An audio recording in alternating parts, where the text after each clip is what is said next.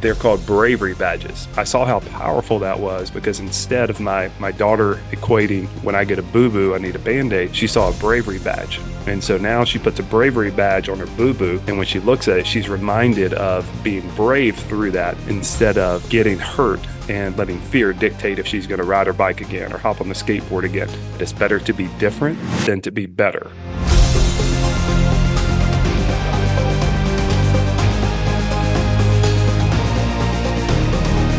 Welcome to the Love Your Brand podcast.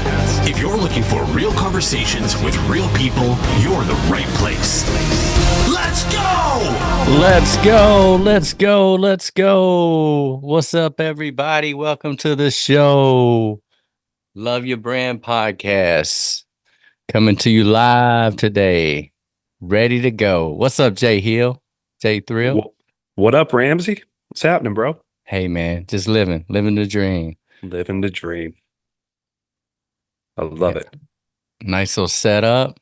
Got the fan behind you. Dude, I switched it up lately. Trying to close out my email so I don't get all these notifications. Bing, bing, bing, bing. Switched up my background a little bit ago. I was like, hey, what really matters to me? Family matters to me. And I had a glaring photo back here that when I put the lights out, it just reflected all wonky. So these are more matte finish. Shows my family. It's my new backdrop. So we're going to talk today about Impossible Meat, Impossible Brand, going red, dripping with blood. But we said, nah, let's take it back a notch. Let's not talk about that. Let's maybe talk about marketing made simple. You ever had an Impossible Burger? No. Why not? Just not my cup of tea. What's in that bad boy? I don't know. It's impossible.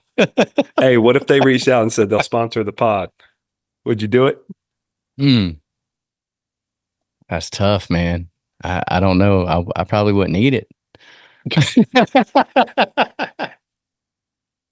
Oh, I was gonna say we're not bashing them, but I guess we are. I like my meat. What can I say? I like having a ground beef burger. Man. Yeah, grass-fed soy is not and whatever else is in it. That's a good question. That's a good question. Like you said, we're going to talk about marketing made simple, man. Marketing made simple. An oldie but goodie, right? I think me and you, we read the book a couple times, listened to it a couple times, and we decided to give a copy to the whole team. Got about I think about 10 people right now currently reading, 10 or 12, currently reading the book along with us chapter by chapter, hoping that it will help connect the dots in this beautiful orchestra that we are creating. With these brands, with our own brand, with other brands.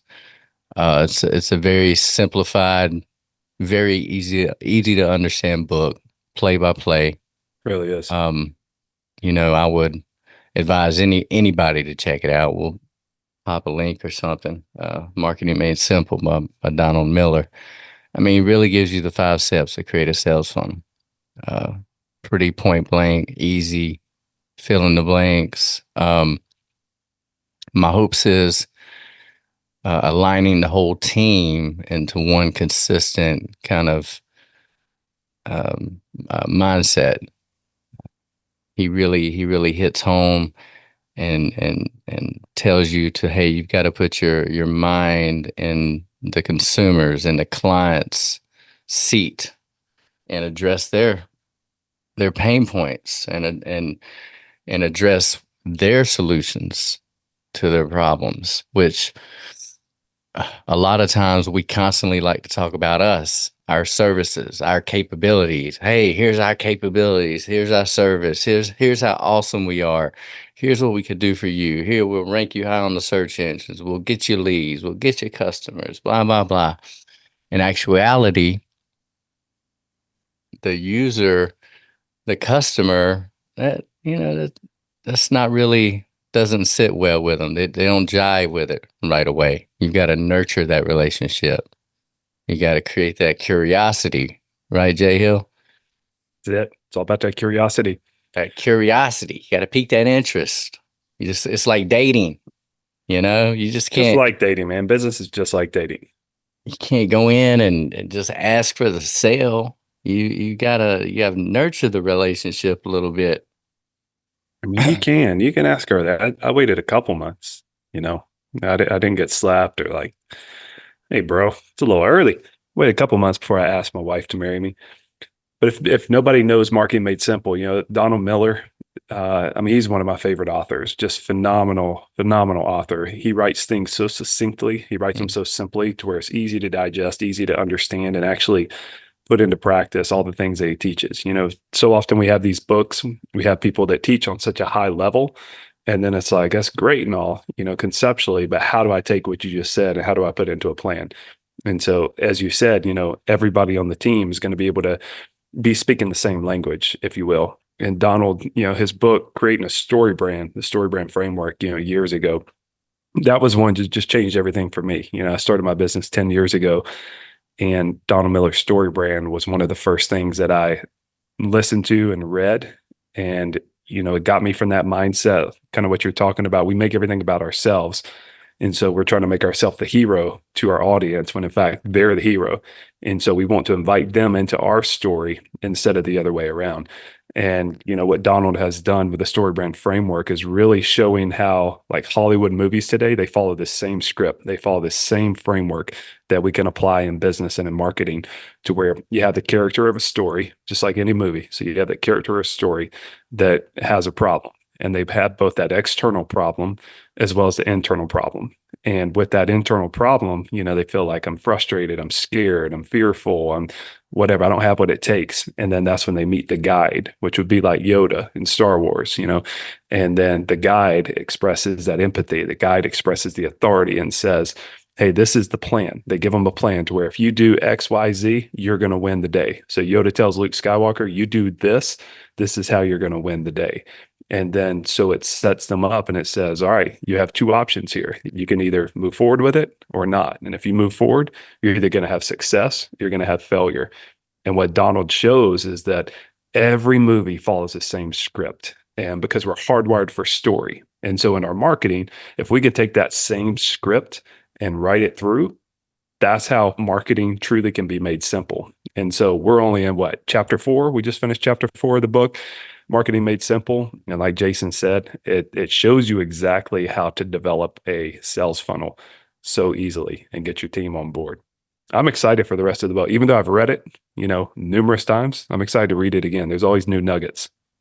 Well, I've listened to it and it's different reading the physical book, which, nowadays I listen to a lot of audio because I'm always on the go. I'm just consuming, audio on the go.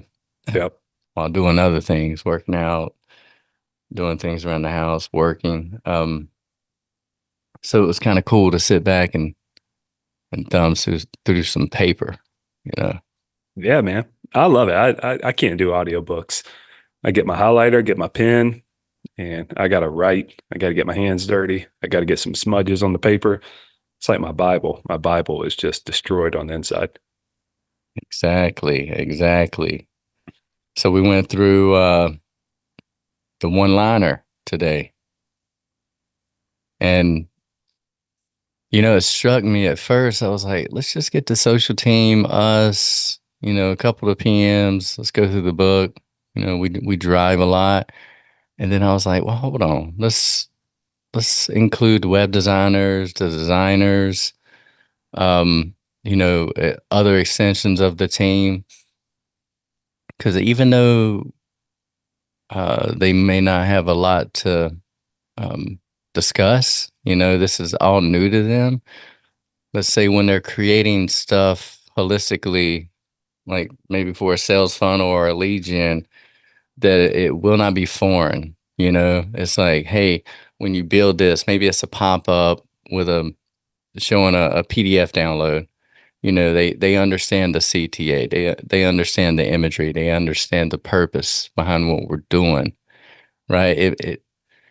They still need the guidance, but hopefully one day it will click. So I would advise any company, any organization, don't leave anybody out just because they don't have their hands directly involved, with the writing of the content per se, because everybody has their um, special touch point in a sales funnel. There's so many aspects to it. There's the technical side, there's the build side, there's the email side, there's the tech side, there's the design side, there's the writing side. There's so many sides because, and then, when we first started with Julia, that's when I had my second thought. I was like, you know what? Get 5 more books, send them to them. Because, I think it's good for everybody to kind of 100%. be aligned internally. 100%. Typically, that's kind of the problem. You have just like a handful of people that start learning a framework or learning some kind of process that they're going to implement. But you have the other aspects of the team, the design team, that are over here and just kind of like excluded.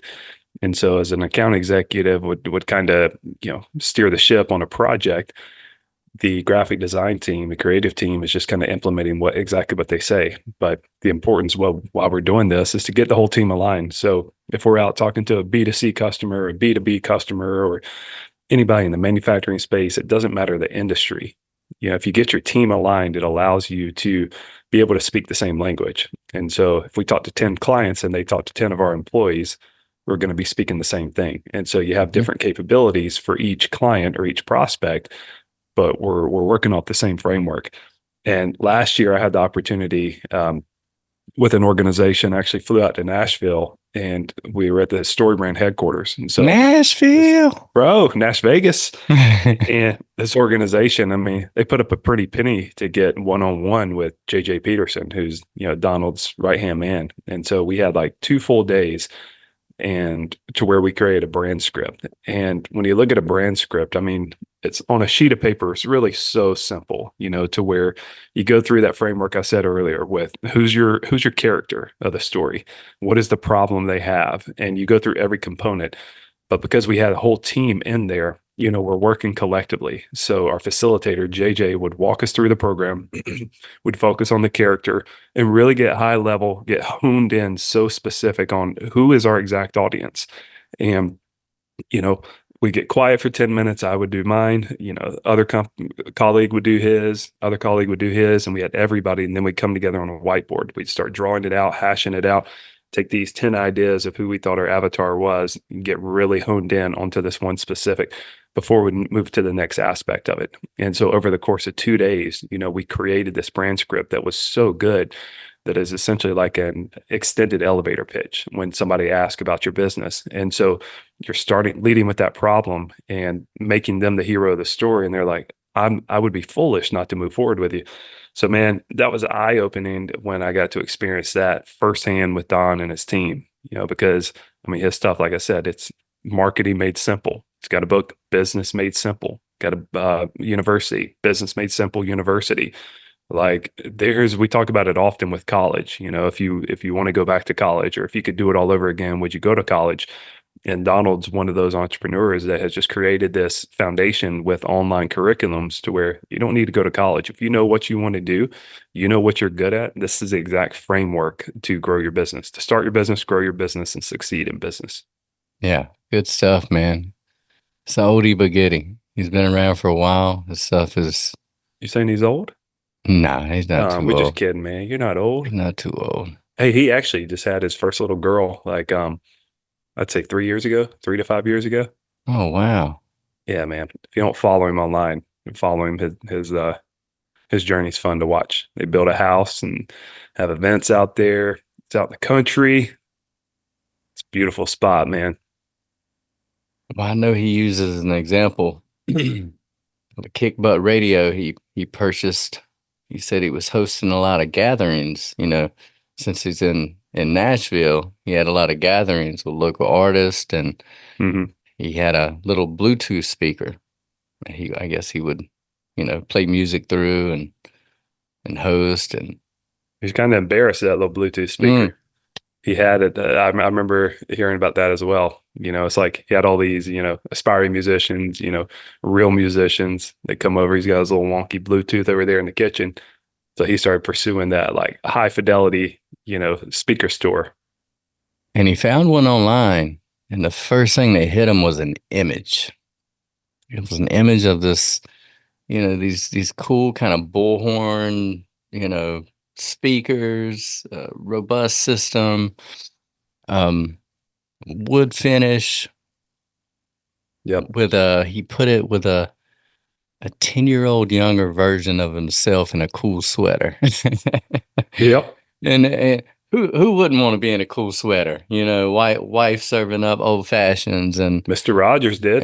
and the record spinning, some Al Green. He served that up as an example. It piqued his interest. It got him curious. So he started digging in more. He wanted to date, right? He wanted to get to know him a little bit. Assuming this was not your lowest price point in speaker and or musical options of that kind of choice.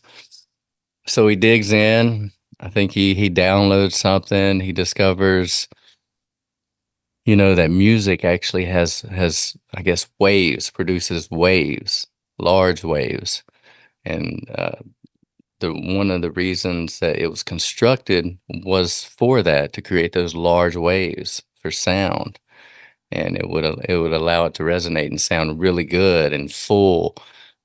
And then he's like, okay, I'm digging that. I'm catching it. He's like, wow, this is cool. So there's like some cool science behind it, and supporting the cool sweater he already bought into initially. So it drove him, and then they from curiosity to enlightenment, right? He was enlightened by the knowledge that he gained. They gave him some value and knowledge, and he took it, he soaked it in, and he was enlightened. He was like, wow, I'm enlightened. And then they brought it home, right? They brought it home with resolve, which is, hey, this is why you should buy it, essentially. And so he bought it and got him a system. Now he's probably rocking out. I don't know if he still got the system or not, or if it was just for the story, who knows? But it was a beautiful example. As I recall, the site it wasn't too wordy. It was just very nice, bold imagery and, some one-liners. And then as you digged in deep, it was more of that informational type style stuff that is usually associated with these kind of things. I thought that was a pretty unique way to put it, right? When we were going through that whole 3-part one-liner kind of component. Yeah, I love that example because what Donald talks about, if we go back to what you just said, is that there's three aspects to every relationship. Number one, curiosity. Number two, the enlightenment. And number three, the trust and commitment. And to where you think about the brands out there, to where you have to know they exist. And so if you're not marketing, if you're not branding, nobody knows you exist. And so there's that curiosity when they see something and you can communicate a solution to a problem or communicate that problem that your audience identifies with. And so you pique their interest, the curiosity. And once you've piqued their interest through the curiosity, that enlightenment is where we're nurturing our audience with content. We talked about relationships earlier, like personal relationships. That's dating.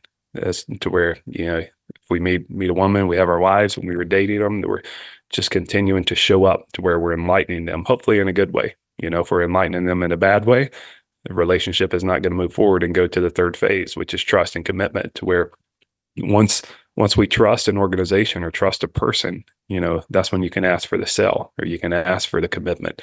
And so Donald breaks it down so easily to where if you create your funnel and you go through those 3 stages, to where when somebody comes across your brand, start with the curiosity, take them through enlightenment, then ask for the sell. Because So often you have the branding and the marketing thing to where people really put them together, but they don't understand the difference and they don't understand how they actually work together. And if we can remember that branding is all about how somebody feels, what are they saying about your brand when you're not in the room? Marketing is where we're promoting a specific offer. And so I think one of the examples is like Coca-Cola. Everybody knows Coca-Cola.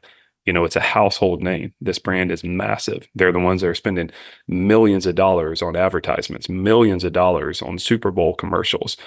You have a smaller brand that has never been on the map. They're not going to spend millions of dollars on Super Bowl campaigns or on these advertising campaigns because the branding aspect has not been built yet. So we always have to focus with that brand first, establish the brand, the colors, the fonts, the typography, the slogan, the emotions, every element that goes into branding. Then you can promote that specific offer that you have and walk your audience through those 3 stages, just like the example you just gave with the speaker company. I'd like to go to his house, check out those speakers. Yeah, you put it well, Jay Hill. We talk a lot about branding and the separation between marketing, and you hit it spot on. But unfortunately, every business is not Coca-Cola or Kleenex, right? Or whatever, any kind of brand that has so much brand equity that's all they have to do is continue to push their brand. He built this to be very direct and intentional with what you're offering, your service, whether you're a small bike store to a manufacturer. This could work. This is scalable across the board. Now, you still need your brand. You still need your branding. This is your kind of direct marketing approach. This is your sales funnel. This is to bring in and nurture those prospects. I think, I don't know where I read it, but we constantly say it. It's so many touch points that you need to have. 8 to 12. 8 to 12. 8 to 12. And That's a lot. wouldn't it be nice by the time you have that initial intro call that they are already familiar with your services and brand, that when you have that initial discovery call, that you can really just hone in on their solution to their problem and get to the nitty-gritty instead of starting from like ground zero, because having multiple calls, discovery calls, and vice versa. We've all been there.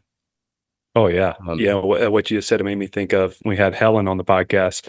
So if y'all didn't listen to that episode, I think it's episode 21 with Helen Talmadge. She talks about solution-centric messaging and the capabilities and the solutions for the customer's problems. Because so often our customer will come to us with a problem and we say, hey, you need our solution.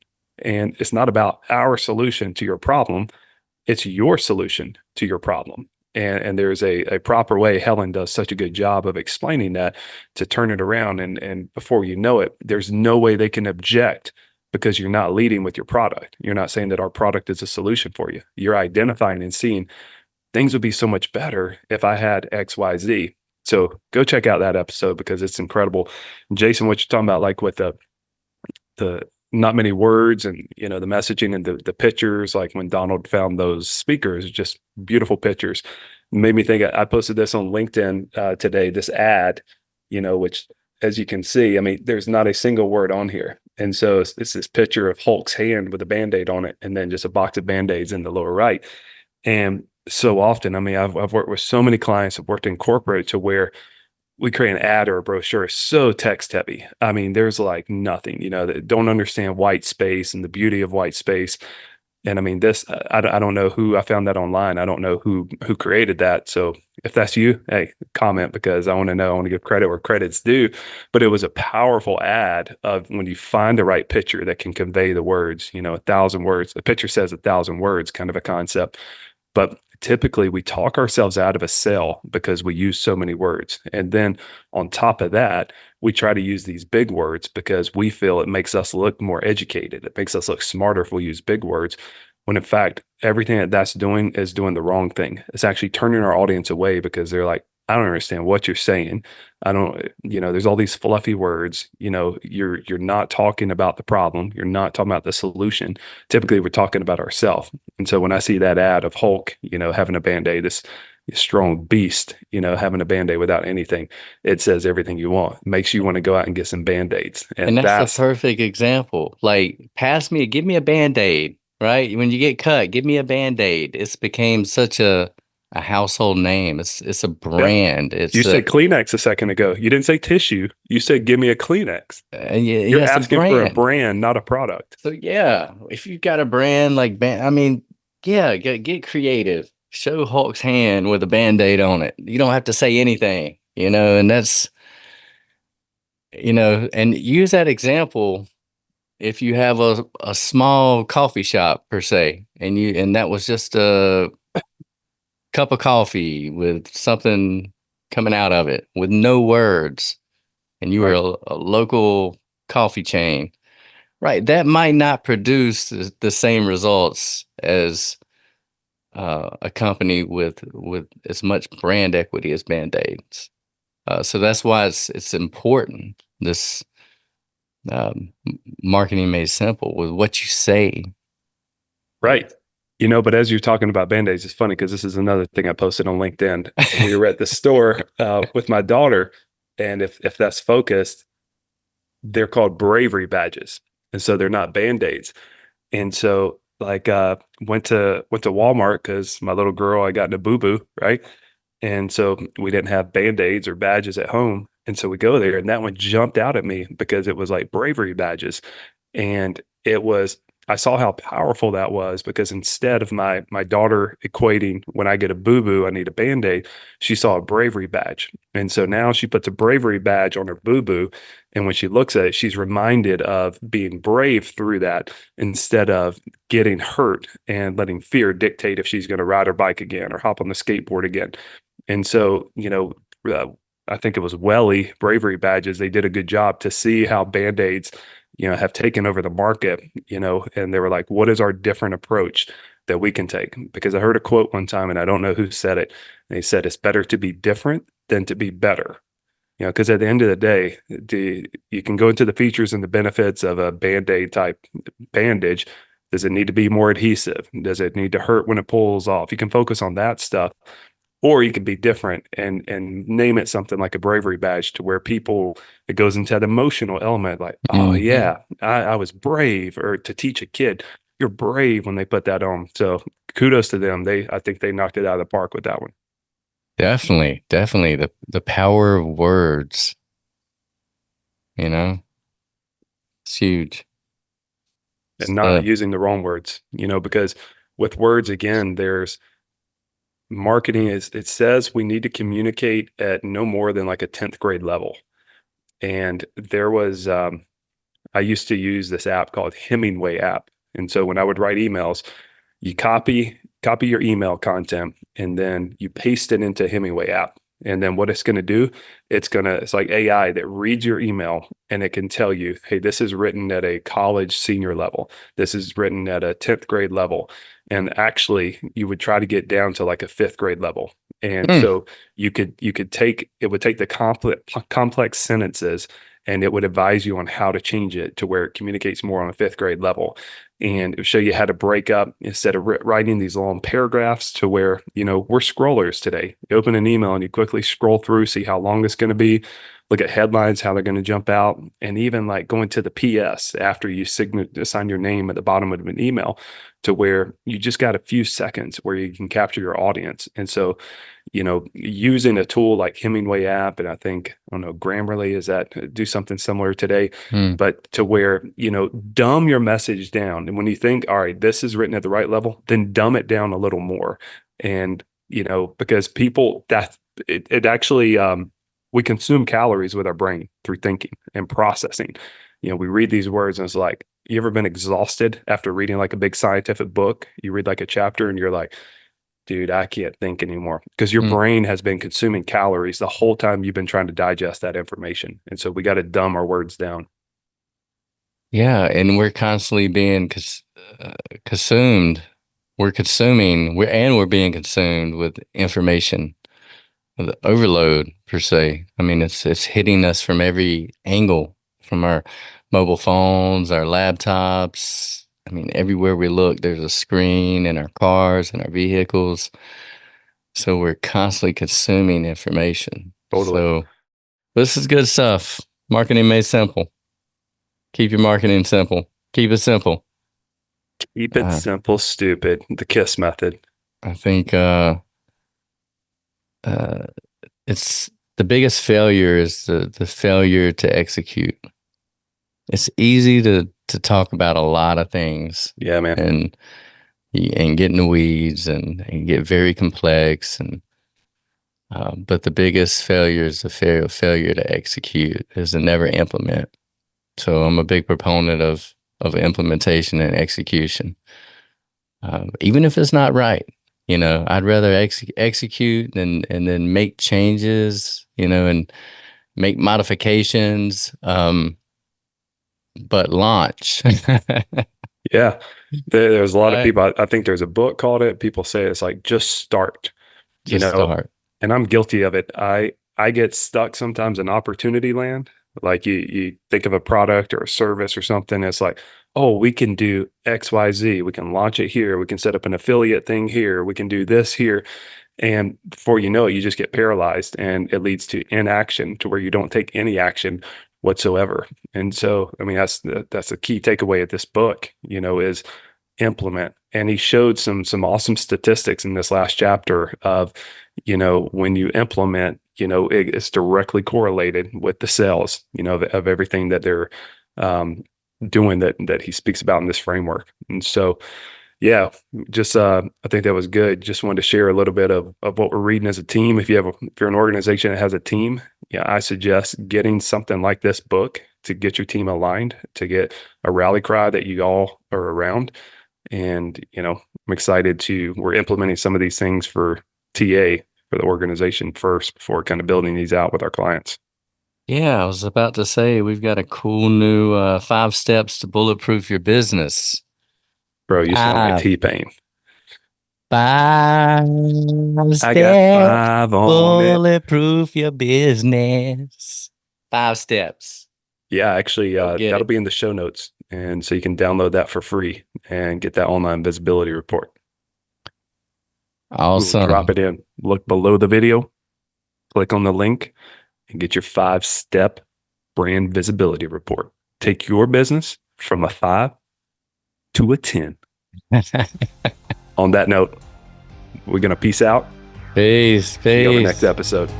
See you on the next one. Thanks for listening and joining us on the Love Your Brand podcast. Stay tuned for the next episode, and remember, share the love.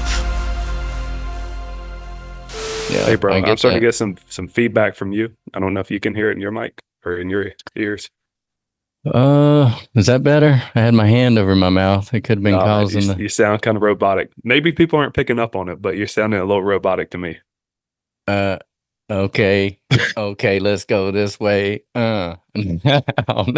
Amazing. Do the robot. I can't do it seated. You got to move. You got to stand up to be able to get flexible. Pulled a freaking muscle in my back.